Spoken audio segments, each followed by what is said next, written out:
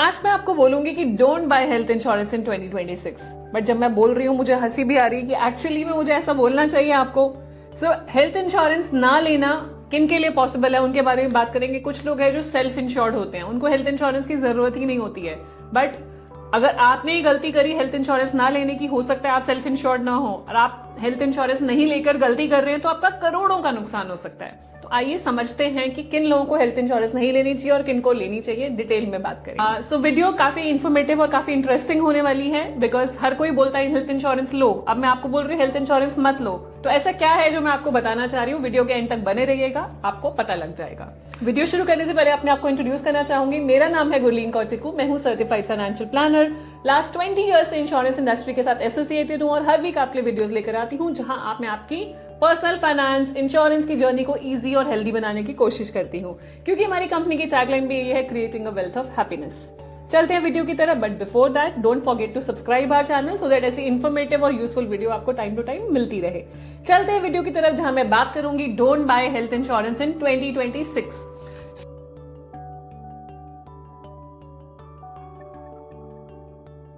पहली बात तो ये सिर्फ उन लोगों के लिए है जो फुली फाइनेंशियली प्रिपेयर्ड हैं, उनके लिए सूट करता है डोंट बाय हेल्थ इंश्योरेंस इन 2026। एक छोटा सा ग्रुप है जिनके लिए ये सूट करता है। बट अगर आप इन 4 में से हैं तो डेफिनेटली आपको हेल्थ इंश्योरेंस लेनी चाहिए। क्या क्या है वो? अगर आप सैलरी पे डिपेंडेंट हैं, आप इनकम पे डिपेंडेंट है, सेल्फ एम्प्लॉयड है, आप हर महीने इनकम पे डिपेंडेंट हैं।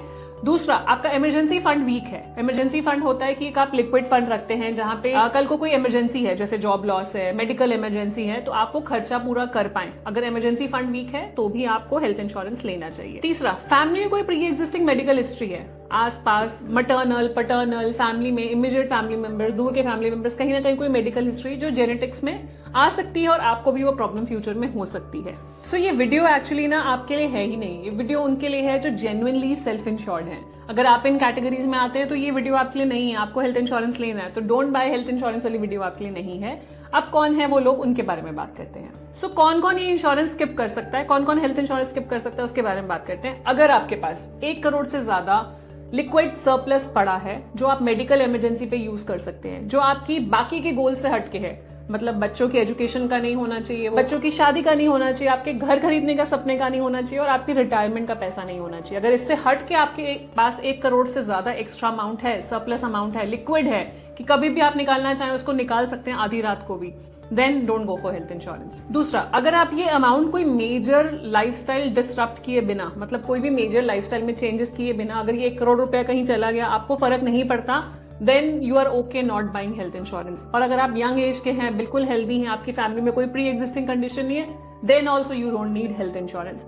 ये बातें ना थ्योरेटिकली बहुत अच्छी लगती हैं कि अगर ये 3 चीजें हैं तो हेल्थ इंश्योरेंस मत लो, बट एक्चुअल में क्या ये सही है कि नहीं है, आइए देखते हैं। तो एक बार नंबर्स देखते हैं कि नंबर्स क्या कहते हैं। अगर आप मेट्रो सिटी में रहते हैं और कोई भी एक मेजर मेडिकल क्रिटिकल इलनेस हो जाती है तो आप समझिए कि 20 से 25 लाख तो मिनिमम खर्चा है।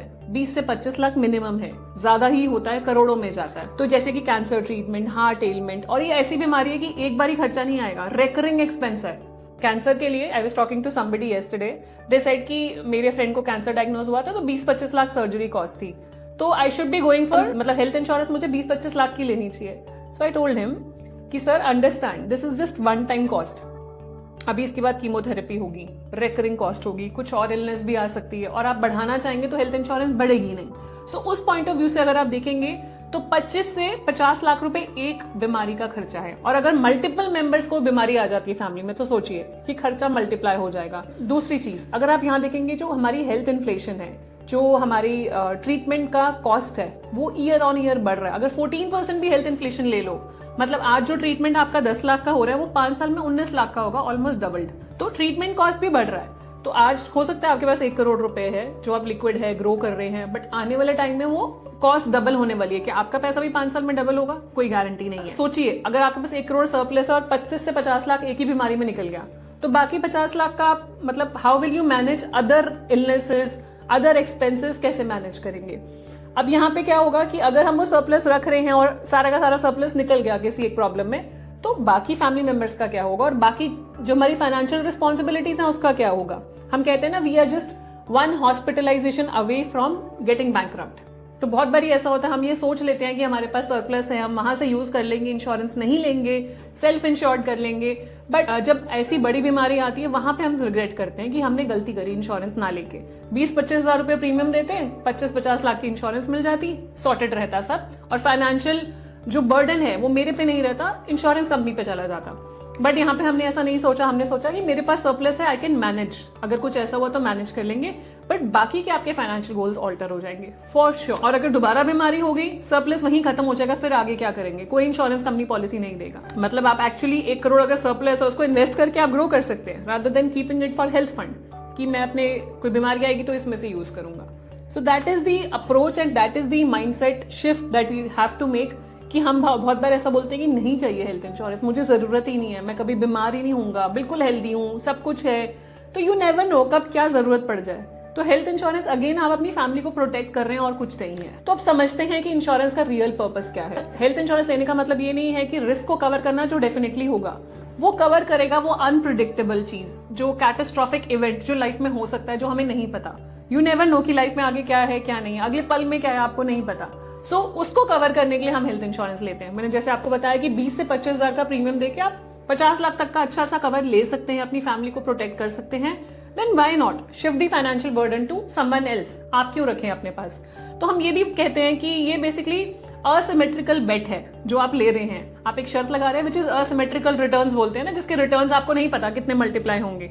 तो यहाँ पे आप प्रीमियम दे रहे हो इस प्रोबेबिलिटी के लिए कि अगर कोई हॉस्पिटलाइजेशन आई तो मेरी हेल्थ इंश्योरेंस पॉलिसी मुझे कवर करेगी, मुझे अपनी सेविंग्स को टच नहीं करना। मतलब छोटा कॉस्ट बड़ा प्रोटेक्शन।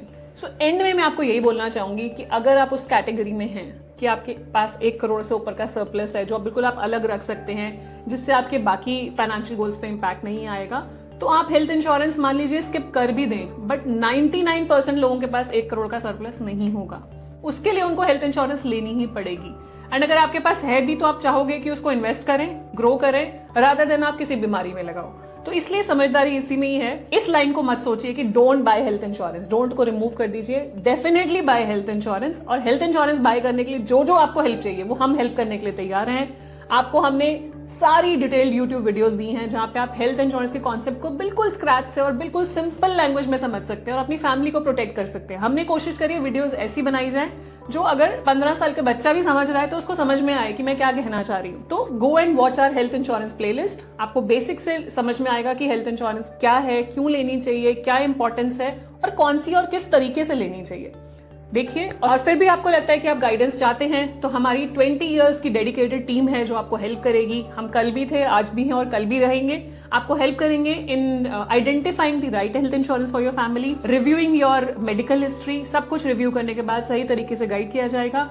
हमारे कॉन्टैक्ट नंबर्स नीचे मेंशन्ड हैं, आप हमें व्हाट्सएप कर सकते हैं ऑन 9650706699, कॉल कर सकते हैं on the same number, email कर सकते हैं info@haripatti.com और गूगल फॉर्म का लिंक भी हमने दिया। आप गूगल फॉर्म में जाके डिटेल्स भरिए। Our team will connect with you and help you for sure.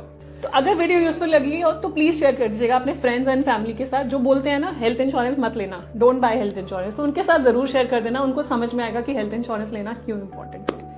सो जाने से पहले क्विक रिमाइंडर, अगर अभी तक आपने हमारे चैनल को सब्सक्राइब नहीं किया कर लीजिए, so that you get the right information at the right time. मिलते हैं नेक्स्ट वीडियो में, तब तक stay safe, take care, bye bye.